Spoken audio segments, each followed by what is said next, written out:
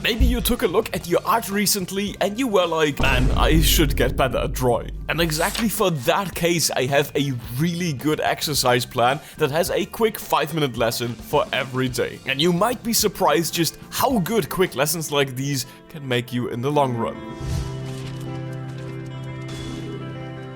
Hi guys, I am not your mom. Okay, how did this become a thing? You guys calling me mom and not 190 likes? If anyone is new here, his name is Marcel. No, it's mom. Okay, so you guys know videos like these, right? I will learn how to draw in 30 days. And I've always noticed things about these videos where I thought, man, I would know the perfect exercise this person would need right now. And I collected all of my ideas for a very easy exercise plan that will only take like 5 to 10 minutes a day. And on the last day, there will be a little challenge for you to test your knowledge. It's the perfect exercise plan for someone who doesn't have a lot of time, so you can easily do this in your lunch break or recess. In social media terms, this would mean going from this to this. And important, this exercise works for every style of drawing. I don't care what you like to draw, you need these exercises to construct basically anything while drawing. Realism, comic, anime, cartoon, fapping material. And I'm going to color code these practices. So if you do these exercises and you realize they are too hard, there's no harm in just repeating the ones that you are comfortable with before you hop to the harder ones. Okay, now let's start your 30-day exercise. Oh, okay, what is this again? Okay, so we actually start with a surprise test. Let's call this level 0 and do a little test first to see if you're ready to tackle this challenge. What I need you to do for this test is to draw a house. Just from imagination as a quick test. Let's go, grab something to draw for this. There's a reason I want you to draw this. You can pause the video and draw for yourselves for a couple of minutes, no pressure. The point I want to make here is how important line quality is for your artwork. You've seen it in my other videos already, or maybe you've read it in my books as well, but you can always spot a beginner by the way they draw lines. This can make or break an artwork. Being able to draw confident lines is a must-have. So honestly, look at your house, and depending on how your lines look, you should maybe not do this challenge yet. Instead, watch this video right here where I have some really easy practices on how to draw some crisp lines and especially how to tell if your line quality sucks. So requirement number 1, have a good line quality, and requirement number 2, can you like this video please before we start? Thank you. Alright then, let's start the challenge at day number 1 and let's get drawing. Like a sir! I didn't forget about it. Alright, let's roll it. Alright, day number 1, we start with the simplest thing ever. You just need to draw a couple of circles. Try drawing a couple of them, but always rotate them a bit. Like I said, one exercise shouldn't take more than 5 to 10 minutes, so maybe just try for a couple of minutes before you continue on with your day. You can fill a whole sketchbook page with this, the more the merrier. For day number 2, I want you to draw circles again, but in a row, and also try copying them as good as you can. This is gonna help with drawing straight lines, measuring proportions, and also with, obviously, drawing circular motions. Day number 3 and we get 3D. Take your circle and elevate it into a cylinder. Always watch out to match the perspective though. The bottom and the upper circle of the cylinder always have to match the perspective. Next up are more cylinders, but you should try lining them up to one another to practice drawing proportions. You know, just like you need to be able to align 2 eyes together when drawing a face, you should be able to draw 2 objects with the same size and proportions. That's actually something I noticed with the videos I mentioned at the beginning. These people even said it themselves. Listen to what PewDiePie said in his video. And I feel like I got the proportions decent enough, which I couldn't do before, so... Yeah, each one of these practices has a way to make you a better artist in some sense. Don't be surprised, by the way, the first couple of days are going to be very cylinder focused, because that's one of the most important shapes that you will need in art. Okay, let's push the idea even more. Take a long cylinder and divide it into equal parts. Focus on clean line quality and clear separation between each section. This exercise helps you understand structure, and it also trains your eye to think in volume instead of flat shapes. Now we're combining a few things. Draw several cylinders in a row, one after another. And after that, divide the entire row into sections. This will really test your understanding of perspective and volume, so this will be the first step of making your art look really three-dimensional. For today, we are adding a vanishing point to the mix. Draw a cylinder using one clear vanishing point. Make sure both ellipses follow the same perspective rules. Bonus point if you can divide the cylinder into equal parts already while it's in perspective. Because if you're doing that, you're already practicing some perspective fundamentals. Now, up until now, we've been focused on cylinders, and today we're starting to manipulate them. Draw a cylinder and bend it. The important part here is consistency. The cylinder shouldn't suddenly get thicker or thinner while bending, it should stay equal. This exercise teaches you how to control form while changing direction. By the way, if you wondered where you could get an eraser pen like this, or what pencils I use, I do have an art supply list where I linked all of my art supplies. I even linked my video equipment like the cameras I used to film my videos with. It's all linked on my website. Check it out sometime. Now let's loosen things up. Draw several circles randomly across the page. And then start connecting them by drawing a tube. Try to go from small to big by using perspective. So you would go from smallest to biggest circle. This helps you understand how forms flow through space instead of just sitting still. This is the hardest beginner lesson I have here, because you really need to think around the corner for this one.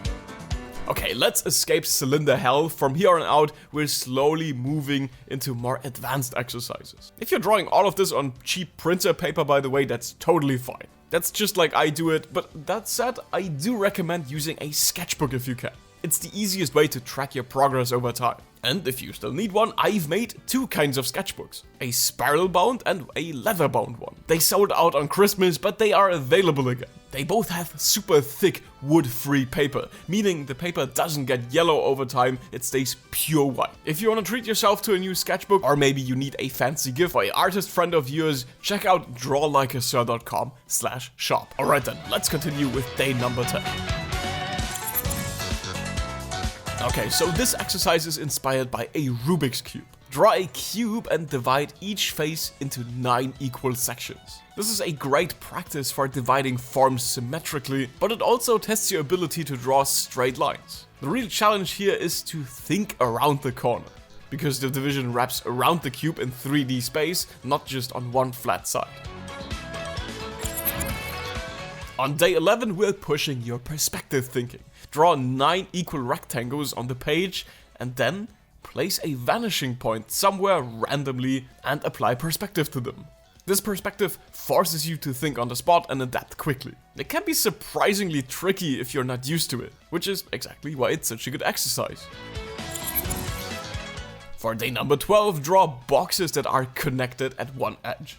This is already pretty challenging because perspective needs to stay consistent across both forms. If this still feels too difficult, like I said, you can just repeat the last level, that's a bit easier. Don't beat yourself up over it, you can just come back later if you feel ready. Now let's build upward. Draw a tower made out of boxes, but make sure they vary in size. Not every box should be the same. If perspective still feels a bit too intimidating, if perspective still feels a bit too intimidating, don't worry, you can do this exercise without a vanishing point, keeping all lines parallel. This makes it much easier to understand the structure at first. Okay, this object looks simple, but it's kinda not. Draw a shoe box or a cardboard box. The main challenge here is the lid, because it overlaps and creates an extra layer. This is great practice for understanding depth and overlapping forms. Day 15, and we're going back to perspective in a bigger way. Use a single vanishing point to draw many boxes in a row. Being able to place multiple objects constantly in the same space is incredibly important for drawing objects in perspective consistently.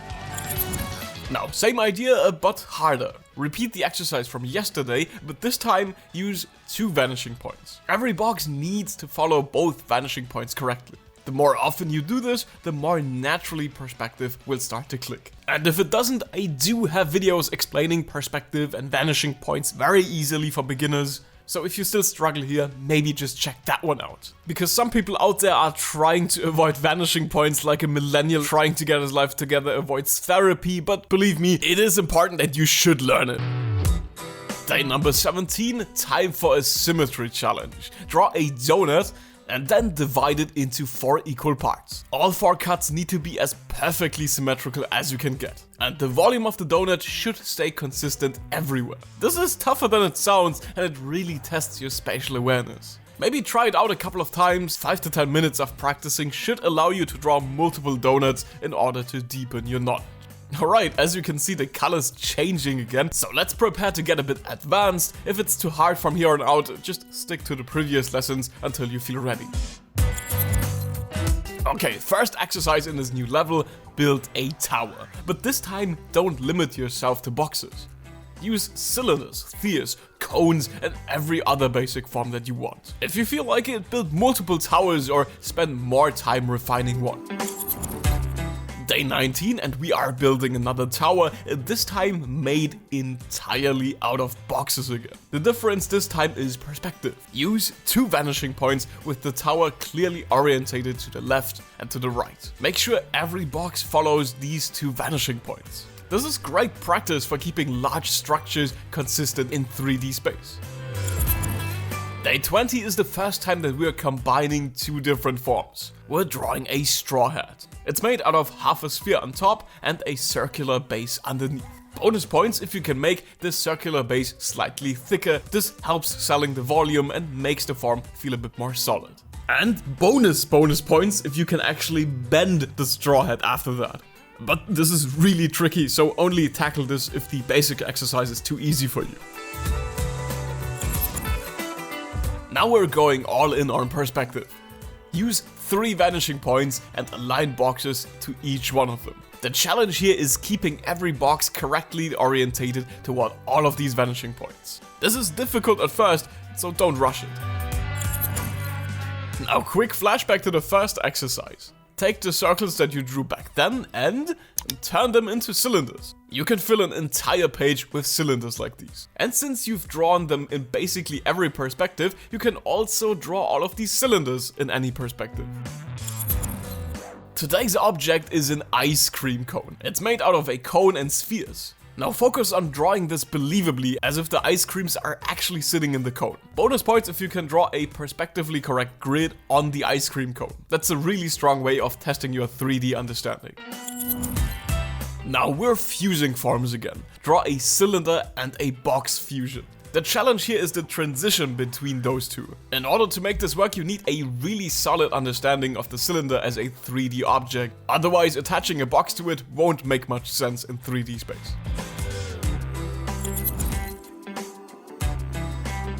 Day number 25's object is a sandwich. It's made out of 2 half spheres with a box in between.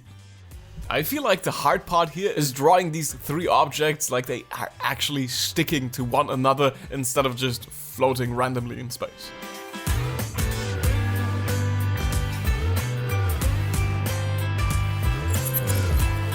Day 26, draw a kitchen paper roll along with its holder. This is basically just a thick cylinder with a small cylinder inside, but the challenge is placing that inner circle perfectly in the middle. Small inaccuracies will be very noticeable here. Now we are adding shading. Take objects that you've already drawn before and shade them. For example, the donut. Shading should always follow the form of an object. This is where you can clearly see whether your 3D understanding is actually good.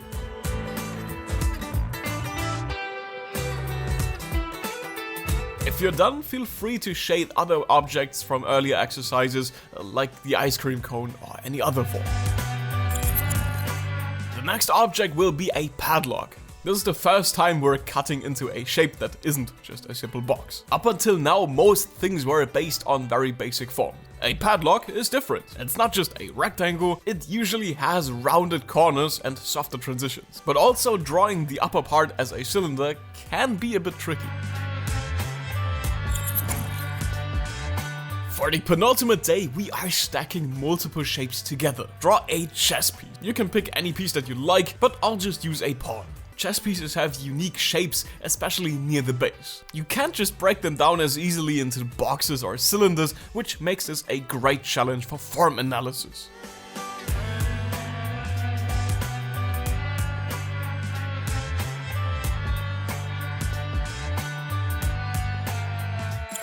Alright, here's the final day. We're ending where we started, drawing a house. Just like on day 0, we are going full circle. Now let's see how far you've come. Best case, you didn't just improve on the obvious parts like the house looking a lot more 3D, but also smaller things like better line quality, more confident strokes, cleaner curves, and so on. TLDR, you will have become a better version of yourself. Now don't forget to leave a comment on how many points you got. 30 points if you did all 30 challenges, and there were some bonus points. Did you do all of them? Anyways, check out my new book on Amazon, Draw Like a Mangaka Anatomy Edition, for more lessons on drawing humans, or watch this video here with more exercises. Thank you guys for watching so much. See you guys next time.